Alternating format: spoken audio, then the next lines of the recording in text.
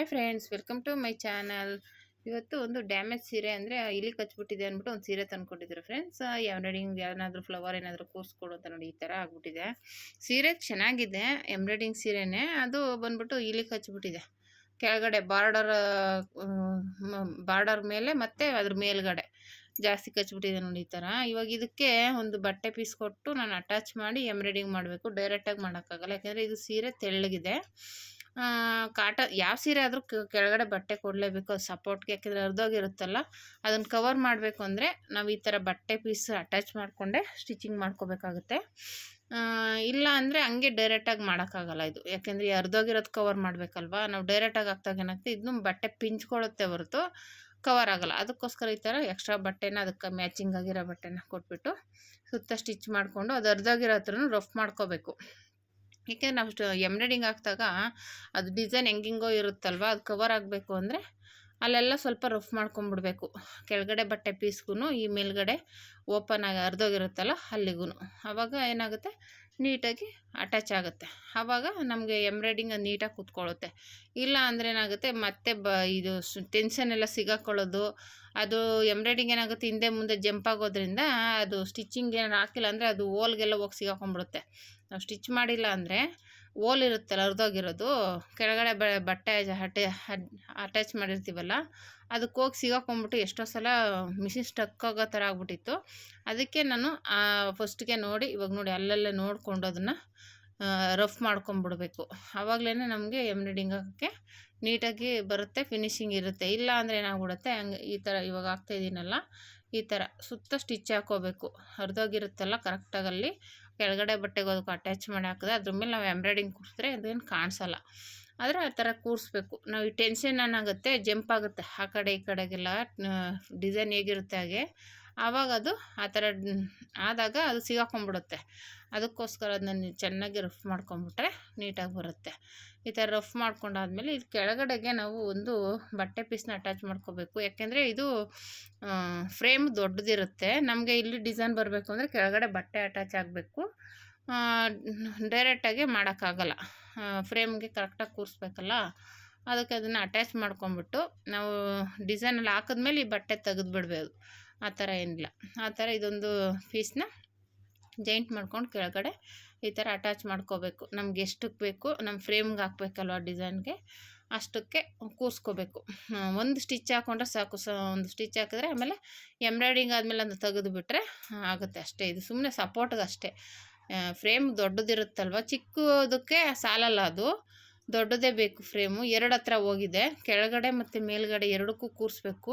ಚಿಕ್ಕದ್ರಾಗ ಕೂರ್ಸೋಕ್ಕಾಗಲ್ಲ, ಹಂಗಾಗಿ ನಾನು ದೊಡ್ಡ ಫ್ರೇಮ್ನೇ ತೊಗೊಂಡಿದ್ದೀನಿ, ಹಾಕ್ತಾಯಿದ್ದೀನಿ ನೋಡಿ. ಈ ಥರ ಡಿಸೈನ್ ಸೆಲೆಕ್ಟ್ ಮಾಡ್ಕೋಬೇಕು. ಅದು ಯಾವ ಡಿಸೈನು ಅದಕ್ಕೆ ಮ್ಯಾಚ್ ಆಗುತ್ತೆ ಅಂದರೆ ಫುಲ್ಲು ಪರ್ಫೆಕ್ಟಾಗಿ ಬರೋಲ್ಲ, ಸ್ವಲ್ಪ ಆ ಕಡೆ ಈ ಕಡೆ ಮ್ಯಾಚಿಂಗ್ ಆಗೋ ಥರ ಸೆಲೆಕ್ಟ್ ಮಾಡ್ಕೋಬೇಕು. ಅದು ಬಳ್ಳಿಗಳು, ಫ್ಲವರು ಅದೆಲ್ಲ ಇರುತ್ತಲ್ಲ, ಅದು ನೋಡಿಕೊಂಡು ನೋಡಬೇಕು. ಆಮೇಲೆ ಅದು ಅರ್ಧೋಗಿರುತ್ತಲ್ಲ, ಅದಕ್ಕೆ ಕವರ್ ಆಗೋ ಅಷ್ಟು ಆಗಲ್ಲ ಬರುತ್ತಾ ಇಲ್ವ, ಅದನ್ನ ಸ್ವಲ್ಪ ದೊಡ್ಡದು ಚಿಕ್ಕದು ಮಾಡಿ ಕೂರಿಸ್ಕೋಬೇಕು ನಾವು ಕರೆಕ್ಟಾಗಿ. ಅದಕ್ಕೆ ಒಂಥರ ಫ್ಲವರ್ ಥರ ಇರೋದ್ರಿಂದ ಆ ಥರದನ್ನೇ ಸೆಲೆಕ್ಟ್ ಮಾಡಿದೆ ನಾನು. ಸೆಲೆಕ್ಟ್ ಮಾಡಿಬಿಟ್ಟು ಸುಮಾರು ಇದೆ ನಮ್ಮ ಹತ್ರ ಬುಟೀಸ್ಗಳು ದೊಡ್ಡದು.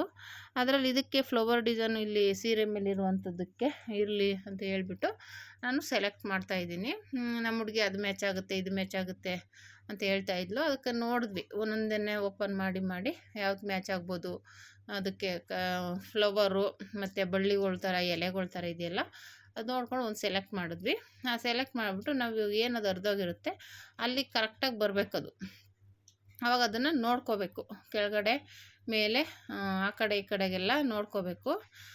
ನೋಡ್ಕೊಂಡಾದ್ಮೇಲೆ ಮತ್ತೆ ಅದು ನೀಟಾಗಿ ಅಲ್ಲಿ ಹೊಲಕ್ಕೆ ಕವರ್ ಆಗೋ ಥರ ನೋಡಬೇಕು. ಆಮೇಲೆ ದಾರ ಮ್ಯಾಚಿಂಗ್ ತೊಗೋಬೇಕು. ಇವಾಗ ಇಲ್ಲೇನು ಸೀರೆ ಕಲರಲ್ಲಿ ಹಾಕಿರ್ತೀವಲ್ಲ ಅದೇ ಥರದ ಮ್ಯಾಚಿಂಗ್ ಕಲರ್ಗಳನ್ನೇ ತೊಗೋಬೇಕಾಗುತ್ತೆ. ಈ ಥರ ಡಿಸೈನ್ಸ್ ತುಂಬ ಇರೋದ್ರಿಂದ ನಾವು ಸೆಲೆಕ್ಟ್ ಮಾಡೋದು ಸ್ವಲ್ಪ ನಿಧಾನನೇ ಆಯಿತು. ಅದಿರಲಿ ಇದಿರಲಿ, ಇದು ನೋಡೋಣ ಅದು ನೋಡೋಣ ಅಂತ ತುಂಬ ಸೆಲೆಕ್ಟ್ ಮಾಡಿ ಕೊನೆಗೆ ಒಂದು ಯಾವುದೋ ಒಂದು ಸೆಲೆಕ್ಟ್ ಮಾಡಿದ್ವಿ. ಫ್ಲವರ್ ಥರನೇ ಇದೆ, ನೋಡೋಕ್ಕೆ ಸ್ವಲ್ಪ ಅದೇ ಥರನೇ ಕಾಣಿಸ್ತಿತ್ತು, ಬಳ್ಳಿಗಳು ಎಲ್ಲ ಬಂದಿರೋದ್ರಿಂದ ಅದನ್ನೇ ಸೆಲೆಕ್ಟ್ ಮಾಡ್ದೋ. ಅದನ್ನೇ ಸೆಲೆಕ್ಟ್ ಮಾಡಿಕೊಂಡು ಹಾಕ್ದೋ.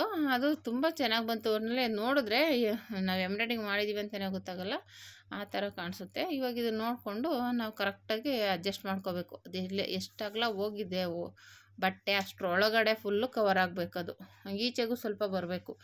ಯಾಕಂದರೆ ಅರ್ಧೋಗಿರೋದು ಒಂಚೂರು ಬಿಟ್ರೂ ತಿರ್ಗಿ ಅದು ಅರ್ಧೋಗುತ್ತೆ, ಮತ್ತು ಅದು ಎಂಬ್ರಾಯ್ಡಿಂಗು ಅದ್ರ ಪಕ್ಕದಲ್ಲಿ ಹಾಕಿದ್ರೆ ಈಚ್ಕೊಳ್ಳೋ ಚಾನ್ಸ್ ಇರುತ್ತೆ. ಅದಕ್ಕೆ ಫುಲ್ಲು ಕವರ್ ಆಗಿಬಿಡ್ಬೇಕದು. ಆ ಥರ ಡಿಸೈನ್ ಹಾಕ್ಬೇಕು ನಾವು.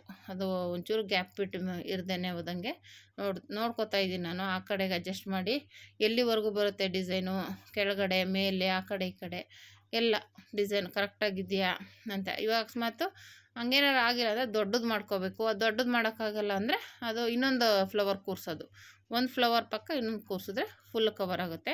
ಇವಾಗ ದಾರ ಹೇಳ್ದಾಗೆ ದಾರ ಕಲರ್ ಮ್ಯಾಚ್ ಮಾಡ್ಕೋತಾ ಇದ್ದೀನಿ. 3 ಕಲರ್ ತೊಗೊಂಡಿದ್ದೆ, ಅದರಲ್ಲಿ ಗ್ರೀನು, ರೆಡ್ಡು, ಇನ್ನೊಂದು ಯೆಲ್ಲೋ ಕಲರು, 3 ಕಲರು ಸೆಲೆಕ್ಟ್ ಮಾಡಿಕೊಂಡೆ. ಅದೇ ಮ್ಯಾಚಿಂಗ್ಗೆ ಸಿಕ್ತು ಕಲರ್ ದಾರ ಏನು ಕರೆಕ್ಟಾಗಿ ಮ್ಯಾಚ್ ಮಾಡಿಕೊಂಡು ಹಾಕಿದೆ. ಫ್ಲವರ್ ಅಂತೂ ತುಂಬ ಚೆನ್ನಾಗಿ ಬಂತು. ಸೇಮ್ ಸೀರೆಲಿ ಹೇಗಿದೆ ಅದೇ ಥರನೇ ಇತ್ತು ನೋಡೋದಕ್ಕೆ. ನೋಡಿ ಈ ಥರ ಬಂತು, ತುಂಬ ಚೆನ್ನಾಗಿ ಬಂದಿದೆ. ಇದು ಕೆಳಗಡೆ ಈ ಥರ ಬಟ್ಟೆ ಎಲ್ಲ ಕೊಟ್ಟು ಮಾಡಿರೋದು, ಇದು ಮೇಲ್ಗಡೆ ಸೇಮ್ ಅದೇ ಥರ ಕಾಣಿಸ್ತಿದೆ ನೋಡಿ. ಈ ಥರ ನೋಡಿದ್ರೆ ಅದು ಡ್ಯಾಮೇಜ್ ಆಗಿದೆ ಅಂತಲೇ ಗೊತ್ತಾಗಲ್ಲ, ಅಷ್ಟು ನೀಟಾಗಿ ಬಳ್ಳಿ ಥರ ಫ್ಲವರ್ ಥರ ನೀಟಾಗಿ ಬಂದಿದೆ, ಕವರ್ ಮಾಡಿದ್ದೀನಿ. ಇವಾಗ ಇಲ್ಲಿ ಕೆಳಗಡೆ ಬಾರ್ಡರ್ಗೆ ಅದು ಓಪನ್ ಮಾಡಿಬಿಟ್ಟಿದ್ನಲ್ಲ, ಅದು ಅಲ್ಲದೆ ಇದಕ್ಕೆ ಮಣಿಗಳು ಬೇರೆ ಕೊಟ್ಟಿದ್ದಾರೆ ಕೆಳಗಡೆ ಬಾರ್ಡರ್ಗೆ. ಇವಾಗ ಅದನ್ನು ಅಟ್ಯಾಚ್ ಮಾಡಬೇಕು. ಹಾಗೆ ಇವಾಗ ಅಟ್ಯಾಚ್ ಮಾಡೋಕ್ಕೆ ಹೋದರೆ ಅದು ಮಧ್ಯೆ ಬೇರೆ ಇಲ್ಲಿ ಕಚ್ಚಿಬಿಟ್ಟಿತ್ತಲ್ಲ, ಅದಕ್ಕೆ ತೆಗೆದುಬಿಟ್ಟು ಇದು ಹೋದ್ರೂ ಓಪನ್ ಆಗುತ್ತೆ. ಅದು ಓಪನ್ ಬಿಟ್ಟರು ಆಗಿರೋದು. ನಾನೇನು ಮಾಡಿದೆ, ಅದನ್ನು ಏಕೆ ಹಂಗೆ ಓಪನ್ ಬಿಡೋದು ಅಂದ್ಬಿಟ್ಟು ಮುಂದೆಗಡೆ ಬರುತ್ತಲ್ವ, ನಾವು ಸೀರೆ ಸಿಗಿಸ್ಕೊತೀವಲ್ಲ ಆ ಕಡೆ ಒಂಚೂರು ಪೀಸ್ ಕಟ್ ಮಾಡಿಕೊಂಡು ಇದಕ್ಕೆ ಅಟ್ಯಾಚ್ ಮಾಡಿದೆ. ಇದಕ್ಕೆ ಅಟ್ಯಾಚ್ ಮಾಡಿಬಿಟ್ಟು ಓಪನ್ ಬಿಡೋದು ಬೇಡ, ಕ್ಲೋಸ್ ಮಾಡಿಬಿಡೋಣ, ಚೆನ್ನಾಗಿರುತ್ತೆ. ಇದು ಒಳಗಡೆ ಸ್ಟಿಫಾಗಿರುತ್ತೆ. ಅದ್ರ ಮೇಲೆ ಇದೇ ಬಾರ್ಡ್ರನ್ನ ಅಟ್ಯಾಚ್ ಮಾಡಿಬಿಡೋದು ಅಂದ್ಬಿಟ್ಟು ಮೊದಲು ಹಾಗೆ ಹೊಲಿದೆ. ಆಮೇಲೆ ಹಂಗೆ ಅನ್ನಿಸ್ತು ಸುಮ್ಮನೆ ಗ್ಯಾಪ್ ಬಿಡೋದು ಚೆನ್ನಾಗಿರಲ್ಲ, ಇಷ್ಟೆಲ್ಲ ಮಾಡಿನೂ ನೀಟಾಗಿ ಕಾಣಿಸಲ್ಲ ಅಂದ್ಬಿಟ್ಟು ಆವಾಗ ನಾನೇನು ಮಾಡಿದೆ, ಆ ಸೀರೆಲ್ಲ ಮುಂದೆಗಡೆ ಒಂದಿಷ್ಟು ಅದು ಎಷ್ಟು ಬೇಕು ಅಷ್ಟಕ್ಕೆ ನೋಡಿಕೊಂಡು ಕಟ್ ಮಾಡಿಕೊಂಡೆ, ಅದ್ರ ಮೇಲೇ ಅಟ್ಯಾಚ್ ಮಾಡಿದೆ. ಅವಾಗೇನಾಯಿತು, ಅದು ಗ್ಯಾಪನ್ನು ಏನು ಕಾಣಿಸ್ಲಿಲ್ಲ, ಮೇಲೆ ಅದ್ರ ಮೇಲೇ ಕವರ್ ಆಯಿತು, ತುಂಬ ನೀಟಾಗಿ ಬಂತು. ಈ ಥರ ಡ್ಯಾಮೇಜ್ ಸೀರೆಗಳ್ನ ತುಂಬ ಮಾಡಿದ್ದೀನಿ ನಾನು. ಅವರು ಡ್ರೆಸ್ಗಳು, ಟಾಪು ಆ ಥರದವು ಸ್ವಲ್ಪ ಬೆಂಕಿಯಿಂದ ಸುಟ್ಟೋಗಿತ್ತು, ಐರನ್ ಬಾಕ್ಸಿಂದ ಸುಟ್ಟೋಗಿತ್ತು, ಬೆಂಕಿ ಕಿಡಿ ಆರಿತ್ತು. ಈ ಥರ ಸುಮಾರು ಡ್ರೆಸ್ಗಳು, ಟಾಪ್ಗಳಿಗೆಲ್ಲ ರೆಡಿ ಮಾಡಿಕೊಟ್ಟಿದ್ದೀನಿ.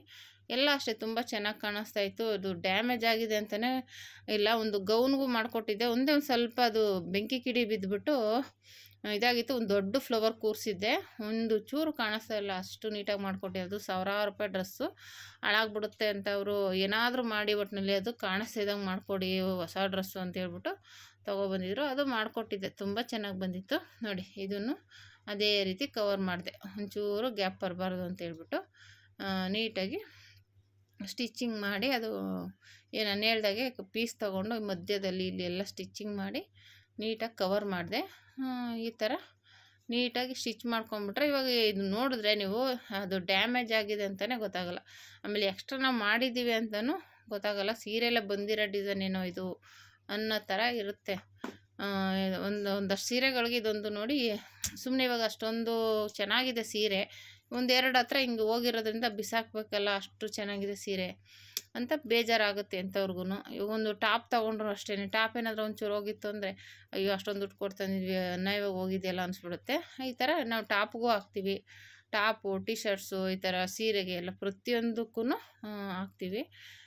ಹಂಗಾಗಿ ತುಂಬ ಚೆನ್ನಾಗಿ ಬರುತ್ತೆ, ಹಾಗೇನಿಲ್ಲ. ಸುಮಾರು ಜನ ಎಂಬ್ರಾಯ್ಡಿಂಗ್ ಮಿಷಿನ್ ಇರೋದ್ರಿಂದ ಕೇಳ್ತಾನೆ ಇರ್ತಾರೆ, ಇದಕ್ಕೇನಾದರೂ ಮಾಡ್ಬೋದಾ ನೋಡಿ, ಈ ಥರ ಸುಮ್ಮನೆ ಹರಿದೋಗಿದೆ, ಹಾಳಾಗೋಗಿದೆ ಅಂದ್ಬಿಟ್ಟು ಬಿಸಾಕಿ ಹಂಗೆ ಇಟ್ಬಿಟ್ಟಿದ್ದೀವಿ, ಏನಾದರೂ ಮಾಡಿದ್ರೆ ಹಾಕ್ಕೋತೀವಿ, ಮಾಡಿಕೊಡಿ ಅಂದ್ಬಿಟ್ಟು ಕೇಳ್ತಾರೆ. ಆವಾಗ ಇನ್ನೇನು ಮಾಡೋದು, ಈ ಥರ ಅದಕ್ಕೆ ಮ್ಯಾಚಿಂಗ್ ಹಂಗಿದ್ರೆ ನಾವು ಹಾಕ್ತಾ ಇರ್ತೀವಲ್ಲ, ಹಾಗಾಗಿ ಈ ಥರ ರೆಡಿ ಮಾಡಿ ಕೊಡ್ತೀವಿ. ನೋಡಿ ಎಷ್ಟು ಚೆನ್ನಾಗಿ ಬಂದಿದೆ, ಸೇಮ್ ಸೀರೆಲೇ ಇದೆ ಹಾಗೇ ಇದೆ ಡಿಸೈನು ಈ ಥರ.